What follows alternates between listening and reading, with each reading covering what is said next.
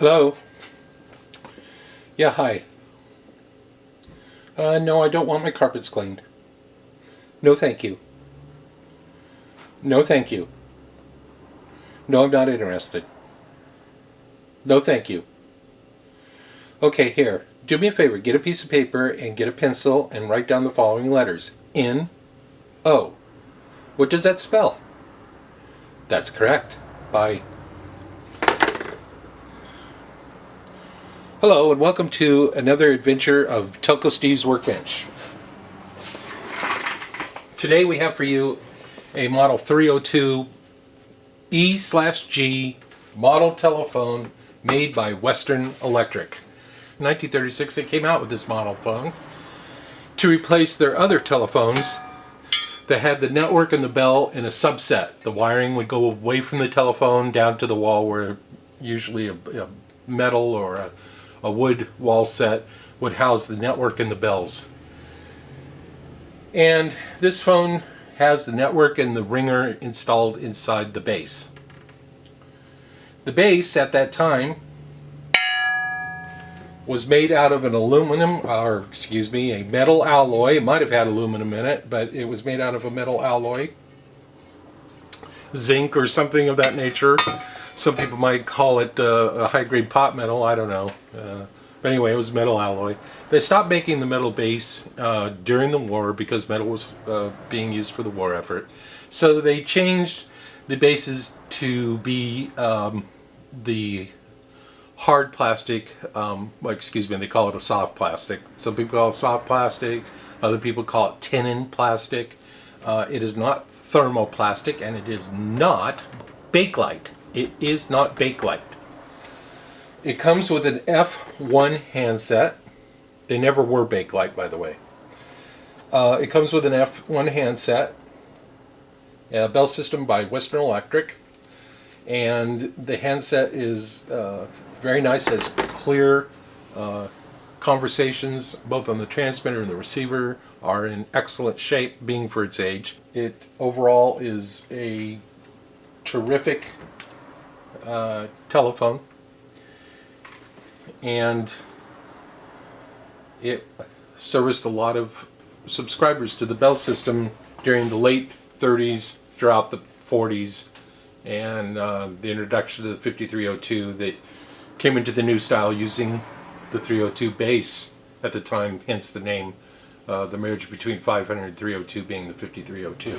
The 302 also comes with a dial label on it, which is please wait for dial tone, and the indication on the front of it is Murray Hill 5 9975.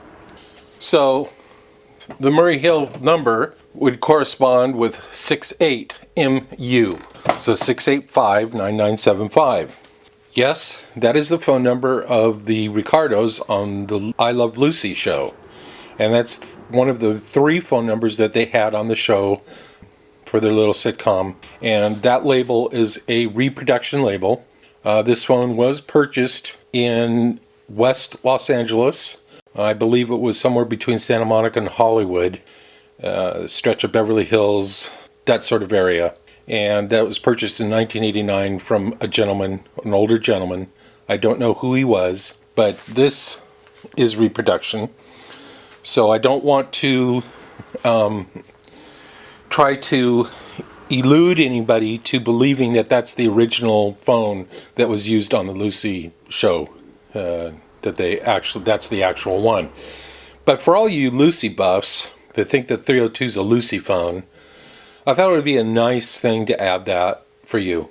If you don't like it, take it off and replace it with another one. Let's look at the date, shall we? The handset is marked 1049 right here.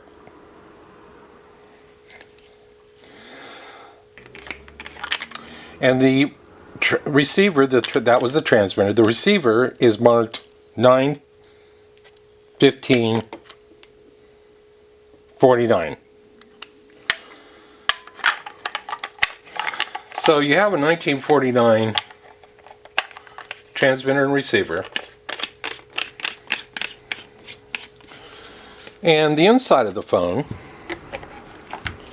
the dates are marked 1049 on the coil of the ringer, 1049 on the base of the phone, and IV49, meaning fourth quarter of 1949, which October would fall into that range, on the network. The phone itself, the cover, is marked, let's see if I can get it. I'm not sure if you can see it. Marked 9249.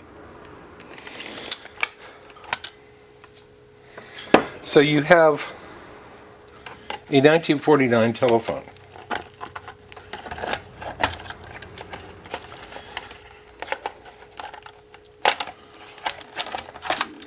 The feet on the phone are screwed in with screws, just so you know. They're flathead screws. And the feet are covered in a what looks to be and appears to be a suede leather covering. The phone does have some slight blemishes on it. You can see there's little marks. There's one here, one there. There's some dust on it, so it's hard to tell. There's a slight mark there. There is a ding over here. And right here. There's a slight mark there. The back looks pretty good.